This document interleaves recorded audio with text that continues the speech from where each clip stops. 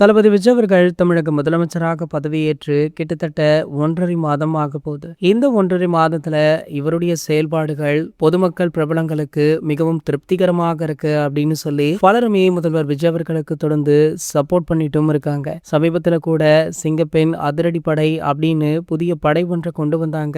இதற்குமே நல்ல வரவேற்பு இருந்தது. இதனடுத்து பல விஷயங்களை பண்ண இருக்காரு முதல்வர் விஜய் அவர்கள். அடுத்தடுத்து பல அறிவிப்புகள் வெளியாக உள்ளதாக செய்திகளுமே கிடைச்சிருக்கு. இந்த நிலையில பாத்தீங்கன்னா தளபதி விஜய் அவர்களுடைய விவாகரத்து பற்றி முக்கிய தகவல் ஒன்று வைரலாகிட்டு இருக்கு.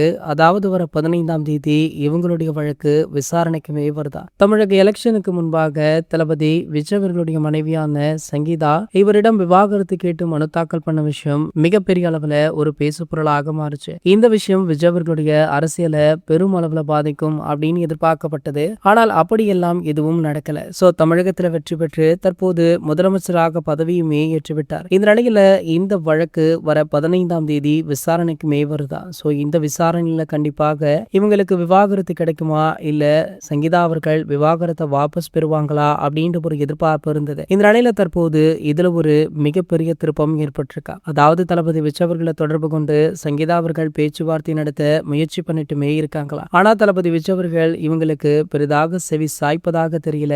ஆகையால தற்போது சூப்பர் ஸ்டார் ரஜினிகாந்த் அவர்களை வைத்து முதல்வர் விஜய் அவர்களிடம் பேச்சுவார்த்தை நடத்தலாம் அப்படின்னு சொல்லி அவருடைய மகளான திவ்யா சாஷா அவர்களுமே சூப்பர் ஸ்டாரை தொடர்பு கொண்டு பேசி உள்ளதாக சொல்லப்படுது. இது போன்ற செய்திகளை பத்தி நீங்க உடனே தெரிஞ்சுக்க நம்மளுடைய சேனலை மறக்காம சப்ஸ்கிரைப் பண்ணிக்கோங்க.